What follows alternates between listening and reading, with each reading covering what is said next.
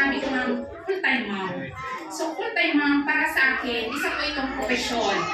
Profesyon kung saan hindi ka pwedeng mag-day off, hindi ka pwedeng umabsent, walang retirement at wala rin sahod. Tama mga mami? Pero sa profession kong ito, dito ko nagabayan ang tatlo kong mga anak sa kanilang pag-aaral. Simula sa panganay ko na mag-grade 7 sa Munsay, sa pangalawa ko na mag-grade 1, and then sa bunso ko ngayon. Kaya naman, sa mga mami na naririto, sa mga full-time mom, sa mga working mom, gabayan po natin ang ating mga anak. Huwag tayong magsawa, gabayan sila. Sa ngayon, mahirap para sa akin, lalo na para sa ating lahat.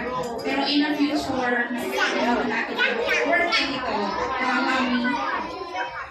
Kaya naman, bilang pasasalamat, maaari ko bang mahingi, mga kids, maaari ko bang mahingi ang masigabong palakpakan nyo para sa inyong mga magulang.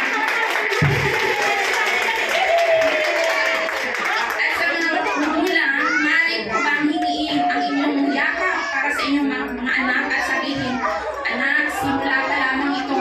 Gagabayan kita hanggang makapagtapos ka ng kolehiyo. Kaya ako inyong mga anak. Ang pangalawa, gusto ko rin po pasalamat, lalong-lalo na kay Teacher Lisa sa dedikasyon niya sa pagtuturo sa mga batang ito.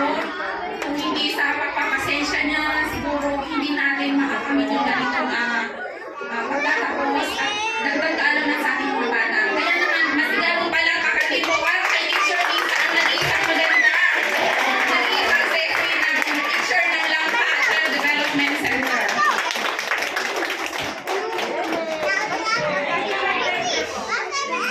Ang nais ko talagang ibahagi sa inyo, lalong-lalo na po kay Teacher Lisa. Teacher, maraming salamat sa dedikasyon niyo sa pagtuturo.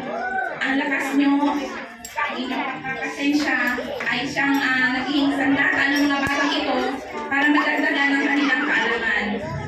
Sa muli, sa mga bata, aral ng mabuti, sumunod sa magulang, lalong-lalo na sa tuturo. Ito'y panimula pa lamang, sana tuloy-tuloy, maging tayo sa mahal na Diyos, maging mabuting bata. Teacher, hindi ko napakaba yung bata dahil alam kong gutom na.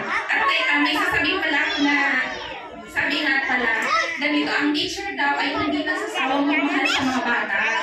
At ang teacher ay paulit-ulit ang kanilang pagmamahal, kahit paulit-ulit silang masaktan. Dahil every year, iba-ibang kanilang mga estudyante. Pero ang pagmamahal nila ay hindi talaga nasasawa kahit pa iba-ibang mga kids na.